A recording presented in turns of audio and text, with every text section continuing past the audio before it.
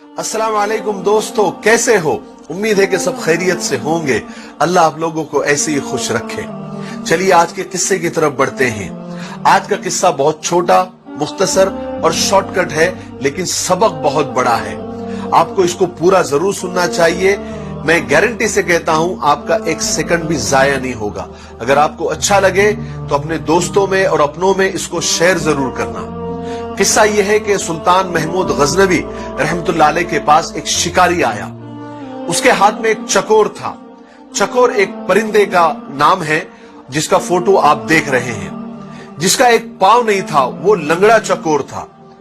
सुल्तान ने जब उसको देखा तो सुल्तान को वो चकोर बहुत पसंद आया। तो सुल्तान ने उसकी कीमत पूछी तो शिकारी ने उसकी कीमत बहुत बताई, यानी बहुत महंगी कीमत बताई। सुल्तान हैरान हुआ और शिकारी से कहा कि भाई ये तो लंगड़ा है, इसका एक पांव भी नहीं है, इसमें ऐब है, तुम इसकी इतनी कीमत क्यों बता रहे हो, इसको इतना महंगा क्यों बता रहे हो?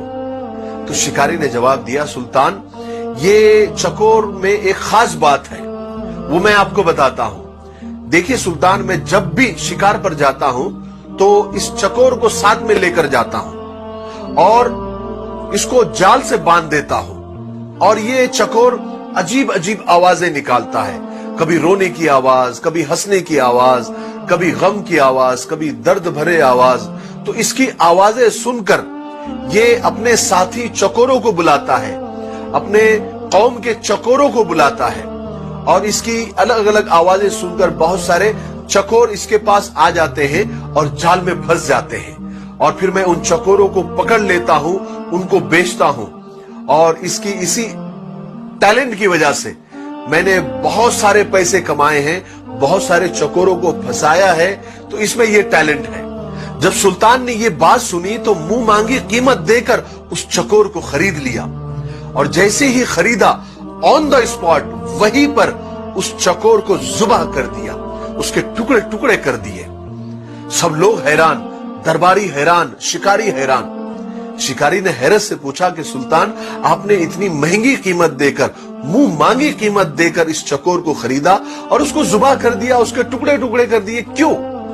तो सुल्तान ने उस वक्त बड़े तारीखी जुमले कहे जो हम सबको याद होने चाहिए, जिंदगी भर याद रखने चाहिए। सुल्तान ने कहा, जो दूसरों की दलाली के लिए अपनों से गद्दारी करता है उसका यही अंजाम होना चाहिए, उसको जुबाह कर देना चाहिए, उसको कत्ल कर देना चाहिए। उसका जिंदा रहने का उसको हक नहीं है।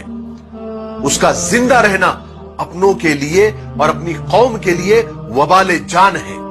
बेशक हमारे अंदर, हमारी कौम के अंदर, हमारे खानदान के अंदर ऐसे कुछ दलाल होते हैं जो होते तो अपने हैं मगर दलाली दूसरों की करते हैं, दलाली दुश्मनों की करते हैं, दलाली गैरों की करते हैं और अपने ही कौम को और अपने ही खानदान के लोगों को दुश्मनों के हाथ फंसवा देते हैं, दुश्मनों के हाथ बिकवा देते हैं। मुझे इसी बात पर इकबाल अशर साहब के कुछ अशार याद आ गए।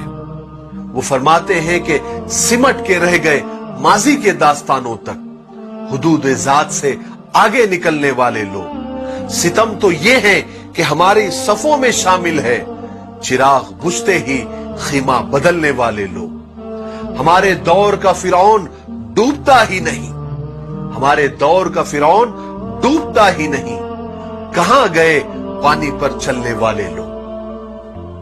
अल्लाह हमारी कौम के दलालों से और हमारे खानदान के दलालों से हम सब की हिफाजत फरमाए। मुझे दुआओं में याद रखें। अस्सलाम वालेकुम।